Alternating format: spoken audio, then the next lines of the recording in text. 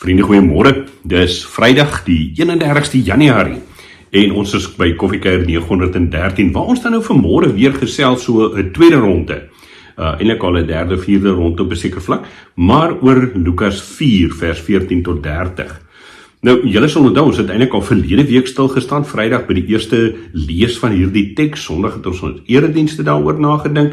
Dinsdag het ek so 'n bietjie gefokus weer op die spesifieke inhoud van die profetiese woorde wat Jesus dan nou op homself in toepassing maak uit die profetieboek van Jesaja. En vanoggend wil ek weer saam met jou na hierdie teksgedeelte kyk, maar so 'n bietjie meer skuif na die tweede gedeelte, die tweede deel van hierdie perikoop toe, waarvan ons daar so van vers 22 af aan lees.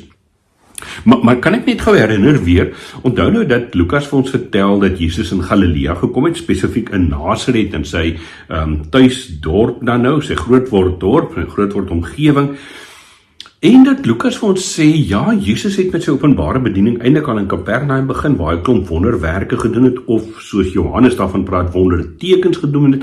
Nou is hy in sy bekende omgewing, in sy grootword omgewing. En dan lees ons dat Lukas vir ons sê, hy het, soos sy gewoonte was, op die Sabbatdag na die sinagoge toe gegaan, hy het opgestaan om met die skrif voor te lees en die boek van Jesaja vir hom aangegee, en dan lees Jesus hierdie woorde wat hy op homself van toepassing maak. Dat hy sê, die gees van die Here is op hom, het hom gesalf om die evangelie aan armes te verkondig, vrylating vir gevangenes uit te roep, die herstel van gesig vir blindes, en om onderdruktes in vryheid uit te stuur. En dan vat hy dit saam eintlik om te sê, met ander woorde, om die genadejaar van die Here aan te kondig. Nou, ek het Dinsdag gesê, dat die ouens daar in die kerk, in die erediens 10 in die oggend gesit het en gesê, dit is 'n wonderlike preek, dit is 'n wonderlike boodskap, want die tipiese gemiddelde Jood, wat nog met die konteks van die ballingskap en die onderdrukking van die Romeinse owerheid en so aan leef, hoor hierdie woorde en dan dink hulle, ja, sê hulle, dat daar gaan vir ons 'n nuwe bestel kom, waar ons vergewe word, waar ons vrygelaat word, waar ons onderdruktes herstel gaan word. Dis goeie woorde vir ons as, kom ons sê nou maar proper so Jode, om te hoor dat daar 'n nuwe toekoms vir ons wag. Maar as Jesus dan op daardie oomblik ook dan sê, nou hy die boekrol teruggegee het vir die amptenaar, wanneer hy dan sê, vandag is hierdie skrifwoord vervul, en die klomp begin hy som maak in vers 21 en sê, maar is hy dan nou nie Josef die timmerman se seun nie? Dan wonder hulle so bietjie en dan antwoord Jesus, en daarom wil ek dan nou van vers 23 af saam met jou lees. As Jesus seker nou optel hier in die weet jy, so bietjie van 'n gons van, aan die een kant baie opgewonde oor dat hy sê, maar nou wonder hulle oor sy gesag, is dit dan nou nie Josef se seun nie? Dan lees ons in vers 23, toe sê Jesus vir hulle, julle sal seker die spreekwoord aan my wil voorhou, genees Heer, genees jouself. En vir my sê, ons het gehoor wat alles in Kapernaum gebeur het. Doen nou dieselfde dinge ook hier waar jy groot geword het. Dis mos typies mens, nee? Ons hoor van hierdie goed en so aan, maar ons sê sien is glo. So daai ouens van 10 van wou gesê, maar kom doen nou die wonderwerke. Laat ons ook sien hoe dit gebeur. Wie waar jy groot geword het. Laat ons nou sien hoe dit werk. En dan sê Jesus vers 24, maar dit verseker ek julle, geen profeet word in die plek waar hy groot geword het aanvaar nie. En dis ook 'n ou beginsel, vriende, daaroor kan klank met jou gesels. Ek bedoel, wat sal 'n bogsnyter wat voor jou groot geword het nou skielik vir jou kom preek? Dit is maar eintlik net nie hoe mense dit doen nie, van nature nie. Dan sê Jesus in vers 25, ek sê vir julle die waarheid.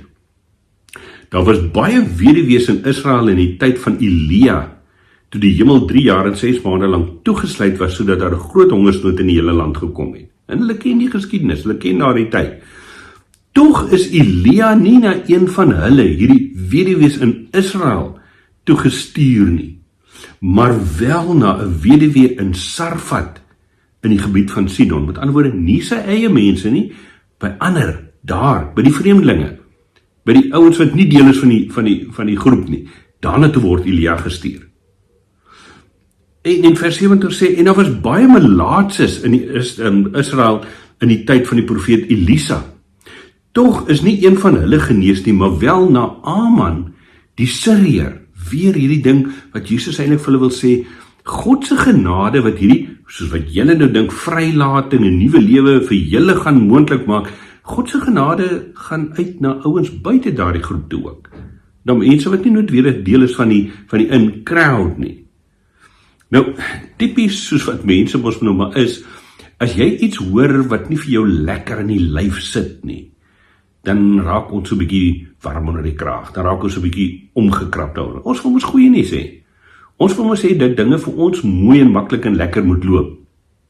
En ons is van nature eintlik maar ingestel daarop op die eie ek en nie op wat vir ander mense moontlik kan word nie. En daarom lees ons dan, sê Lukas vir ons in vers 28, almal in die sinagoge was woedend toe hulle hierdie ding hoor.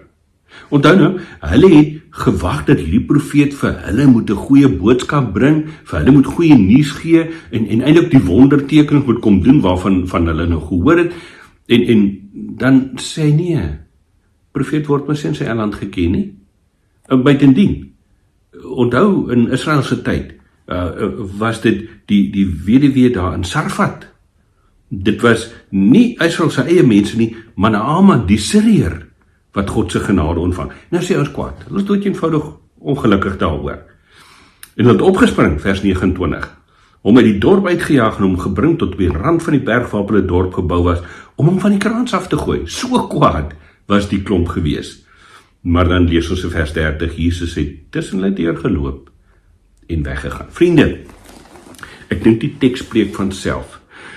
As ons nou gehoor het waaroor ons Dinsdag gepraat het, dat Christus gekom het om vir ons vergifnis van sonde, vrylating van gevangenes, om herstel van gesig vir blindes en om die onderdruktes in te laat ophef en vry te laat kom, dan wil ons dit vir onsself hou. Maar dan kom die roeping om te sê, nee, God se genade is wyer as dit, dis groter as dit.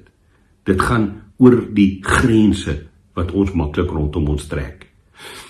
En ek wonder baie keer daaroor, hoor ons hierdie woorde? Of wil ons kom ons sê die oulike goeie preke hoor, wat dominees vir ons gee, profete vir ons gee, wat vir ons lekker in die lyf sit? Herken ons die profete tussen ons? As ek dit gou baie prakties om kan verduidelik net op 'n manier, ons weet ons nou almal van mense se lewensprosesse, jy word gebore, word groot, word groter, jy word ouer, jy tree af, en dan word jy nog ouer, en dan neem jou liggaamskragte af, en dit gebeur baie keer, dat mense so 'n stuk onafhanklikheid het, en dat hulle eintlik maar sê, ons gaan maar bly waar ons is, en so aan, en dat hulle die mense naby aan hulle kinders, wat vir hulle sê, miskien moet julle dink aan kleiner gaan, miskien moet julle dink aan 'n aftreë oord, of 'n ouer tuis, ons wil nie dit hoor nie. Ek het eergister met iemand gepraat oor hierdie situasie, dis ek onthou my eie pa, hy het altyd gesê, die ou mense wat nie wil betydsplanne maak nie, frustreer hom geweldig, en die ironie is, toe hy self nou ouer is, toe sê hy die ou wat nie wil ontslaag geraak het van hulle huis eers nie.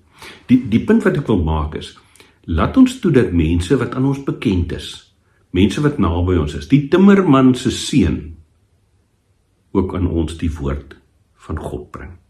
Laat ons toe dat ons ook die boodskap wat baie keer nie lekker in die lyf sit nie, wat baie keer vir ons so 'n bietjie laat nadink, dat ons dit hoor. Natuurlik, dit bly goeie nuus, maar die goeie nuus van die evangelie, vriende, wil ook tog 'n appel op ons doen om anders te dink oor die lewe. En as ek en jy dan nadink, en ons gaan Sondag so 'n bietjie in ons eredienste ook weer verder op hierdie onderwerp uitgrawe, as ons dan nadink oor hierdie teks, dan is die roeping op ons om te sê, soos Christus God se genadejaar gaan oopbreek het vir enige iemand, so kan ek en jy as gelowiges dit ook doen. Die vraag is, doen ons dit? Mag ek en jy die naweek stil word, ook in die teenwoordigheid van die Here in ons eredienste, waar jy ook al kerk, en mag ons beleef dat God se genade groter is as my prentjie daarvan. dat God se liefde meer mense aanraak as die wat ek daarbey sou insluit. En mag ek en jy dan die moed van ons oortuiging hê om op te staan en te sê, ja, al is dit die bekende timmerman se seun wat met ons preek vanmôre. Ek sal hoor en ek sal 'n medewerker word om hierdie genadejaar van die Here aan te kondig. Kom ons bid saam. Vader, baie dankie vir u liefde. Dankie dat u ons insluit ten spyte van wie ons is en wat ons doen en waar ons vandaan kom. Dat u vir ons kom sê, my genadejaar is ook vir jou daar en ek nooi jou uit, kom word deel daarvan. En dan wil ons bid, Heilige Gees, dat u vir ons sal help om inderdaad, soos die Engelsman sê, boots and all deel te word daarvan. Dat ons hierdie roeping, hierdie liefde van u ook sal gaan uitdra na mense wat ons dalk sou gedink het dit nie verdien nie. Mense wat ons dalk dink nie ingesluit sou wees in die groep nie. En dat ons inderdaad u koninkryk op hierdie manier bou. Gee ook vir ons die onderskeidingsvermoë, Vader, om regtig te kan hoor wie die profetiese stemme in ons lewens is. Dalk 'n ouer wat met 'n kind 'n bepaalde begeleidingspad loop, dalk 'n eggenoot wat vir sy of haar man of vrou ook wil begelei om nader aan u te leef. Dalk kinders wat met ouers 'n bepaalde pad loop om te sê, daar's 'n nuwe fase, daar's 'n nuwe tyd in julle lewe. Maar Here, hoe dit ook al is, dat ons met 'n stukkie gespitste ore sal luister na die profete, die profetiese stemme in ons lewens. En dat ons dit kan evalueer ook aan die hand van die woord om te hoor, wat is dit wat u vir ons wil sê? Here, help vir ons om dit ook te doen en dat ons dan, as ons op hierdie punt kom, nie sal kwaad word en by wyse van spreuke u van die kraans buite die dorp sal wil afgooi nie. Maar dat ons juis met 'n stuk kalmte, Here Jesus, soos dat u openbaar het, getrou sal bly aan ons roeping. Ons bid dit in u naam. Amen. Vriende, ek hoop jy het 'n heerlike Vrydag, sommer net so vinnig rondom ons. Jean Marie het die naweek 'n konferensie in die Kaap, so ek vat nou vanoggend deur soontoe. En dan het ek so 'n bietjie pappapligte by Marie-Louise se woonstel wat ek wil gaan help daarmee. Sondagoggend se erediens in die Kleinmondkerk word deur my kollega Dominee Kirsten gelei en ek stuur natuurlik of Kobus hulle stuur vir die skakel daarna toe uit as jy dit wil volg. Baie welkom om ook op hierdie manier in te skakel. Geniet jou koffie, geniet jou naweek, mooi loop en luister na die bekende profetiese stemme ook in jou lewe. Mooi gaan.